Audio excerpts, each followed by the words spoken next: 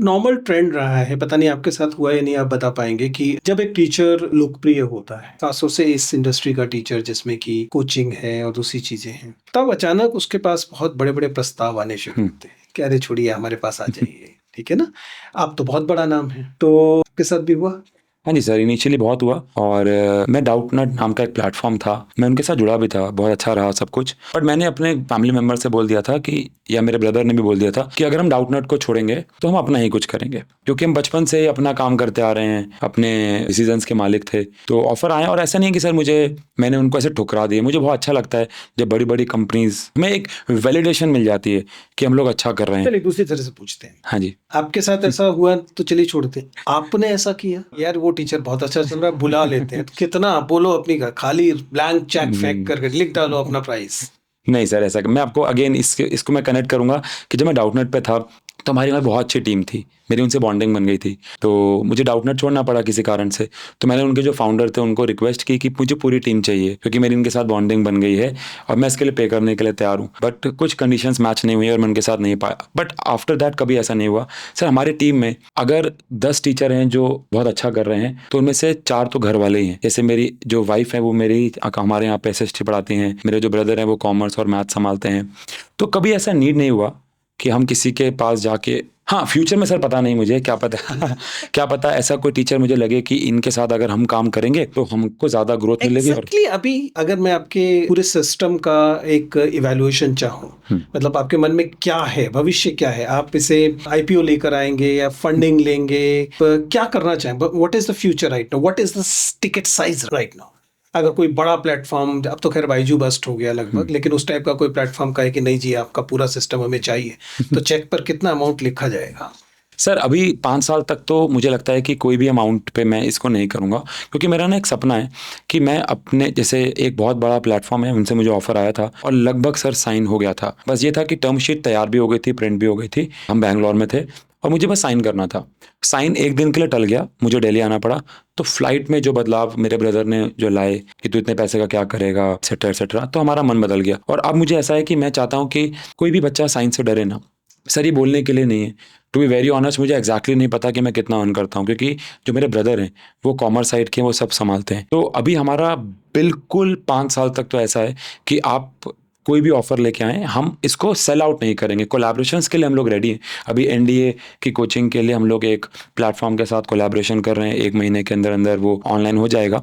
तो कोलैबोरेशंस के लिए हम लोग रेडी हैं, बट अभी ऐसा कुछ नहीं है। और बात रही सर IPO की या इन सब की, तो मैंने टू बी वेरी ऑनेस्ट, कसम से कह रहा हूँ सर, साइंस की कसम, कभी सोचा ही नहीं। साइंस की कसम is so interesting, I find it funny because science normally कहेगी कसम मत खाओ, लेकिन आप कहते हैं साइंस की कसम, इंटरेस्टिंग।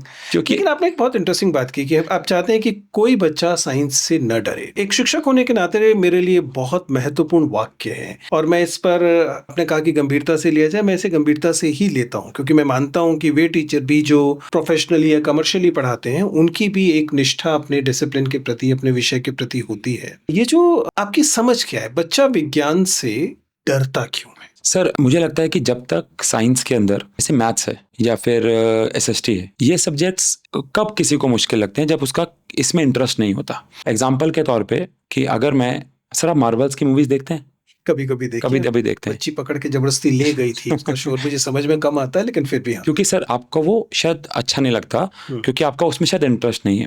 लेकिन ऐसे ही मुझे लगता है कोई भी एक सब्जेक्ट होता है, जब तक बच्चे का इंटरेस्ट नहीं होगा, आप मुझे बिना इंटरेस्ट के ABCD भी नहीं सिखा सकते अगर मैं ना चाहूँ तो बिल्कुल साइंस भी ऐसा ही एक सब्जेक्ट है। अगेन ऐसा नहीं है साइंस सबको समझाई जा सकती है, बट कोशिश की जा सकती है। एग्जाम्पल के तौर पर सर, न्यूटन जी के लॉज हैं, first law, second law, third law. जब हम किसी को न्यूटन जी के फर्स्ट लॉ पढ़ा रहे होते हैं और मैं उसको सिर्फ एक स्टेटमेंट दे देता हूँ, तो वो हो सकता है अगले दिन भूल जाए। लेकिन अगर मैं उसके सामने बता दूं कि न्यूटन जी के फर्स्ट लॉ के बगैर आप अपनी कुर्सी से खड़े भी नहीं हो सकते, या कुछ 4-5 डेमोन्स्ट्रेशन दे दूं, तो कहीं ना कहीं उसका इंटरेस्ट जागने लग जाएगा। और अगर वो अपने मन में एक वाय सवाल उठाएगा कि ऐसा क्यों हो रहा है, ऐसा क्यों नहीं हो रहा, तो मुझे लगता है कि साइंस से डर खत्म। वॉल्टर लुईन जी कहते थे कि जो भी, अगर आपको फिजिक्स मुश्किल लग रही है तो आपके टीचर एक क्रिमिनल है। ये वॉल्टर लुईन सर की लाइन है, और मैं इस पे बिल्कुल बिलीव करता हूँ कि फिजिक्स मुश्किल तो नहीं है।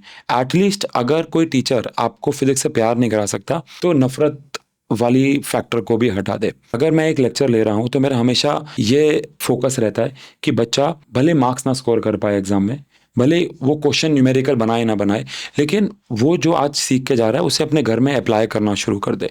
जब मैं इलेक्ट्रिसिटी चैप्टर पढ़ाता हूँ तो मैं हमेशा बच्चों को बोलता हूँ कि आप वायर के अंदर इलेक्ट्रॉन्स कैसे दौड़ रहे हैं इनको देखना शुरू करें, एट्सेट्रा एट्सेट्रा। डर लगने का कारण सिर्फ और सिर्फ ये होता है जब वो चीज़, जैसे सांप है सर, हमें बचपन से बताया गया है कि सांप बहुत खतरनाक है, लेकिन जिन एरियाज़ में सांप बहुत नॉर्मली पाए जाते हैं, जिनके पेरेंट्स सांप के साथ खेलते हैं, उनके बच्चे मुझे लगता है उतना नहीं डरते हैं सांप से। तो शायद ये हमारे करिकुलम की गलती भी हो सकती है एक छोटी सी, कि उन्होंने साइंस को कभी उस तरीके से रिप्रेजेंट नहीं किया। हमारे सर 11th-12th के बच्चों के केमिस्ट्री और फिजिक्स की लैब पूरे साल नहीं लगती सर। एग्जैक्टली, और this is one of the major problem. और सर मुझे थ्योरी के 5-5 लेक्चर्स लगते हैं हफ्ते में, लैब का 1 लगता है, और उसको भी बहुत सीरियसली नहीं लिया जाता। और सर बड़ी बहुत फनी बात है, हमारे जो थ्योरी है और जो प्रैक्टिकल्स हैं उनमें से रिलेशनशिप नहीं है। बल्कि ये रोचक बात ये है कि हम लोगों ने इस सवाल को जहांगीरपुरी स्कूल प्रोजेक्ट के दौरान उठाया था। विज्ञान में एक्सपेरिमेंट्स, प्रयोग और थ्योरी के पीरियड अलग अलग कैसे हो सकते हैं। यस बिल्कुल। अगर आप थ्योरी पढ़ा रहे हैं और उसके प्रयोगों को बाद में कभी कराएंगे या नहीं कराएंगे, तो फिर तो दोनों का ही पर्पस डिफीट हो जाएगा।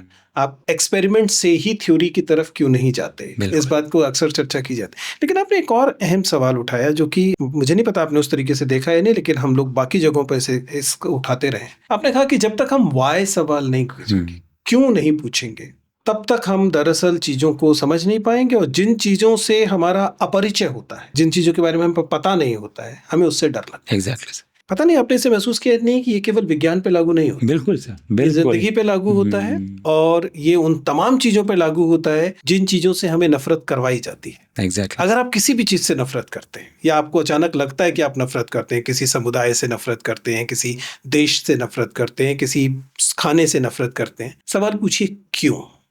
और जब आप पूछेंगे क्यों, तब आप उससे जानने की कोशिश करेंगे, और जब आप जानेंगे तो और कुछ हो या ना हो, कम से कम नफरत समझ। एग्जैक्टली सर, बिल्कुल। And that is true for anything, किसी भी चीज। आमतौर पर हम लोग जिन चीजों के विषय में हमें कम जानकारी होती है उनसे डरते हैं, और ये केवल विज्ञान पर लागू नहीं होता, केवल गणित पे लागू नहीं होता, ये बहुत सारी चीजों पर लागू होता है।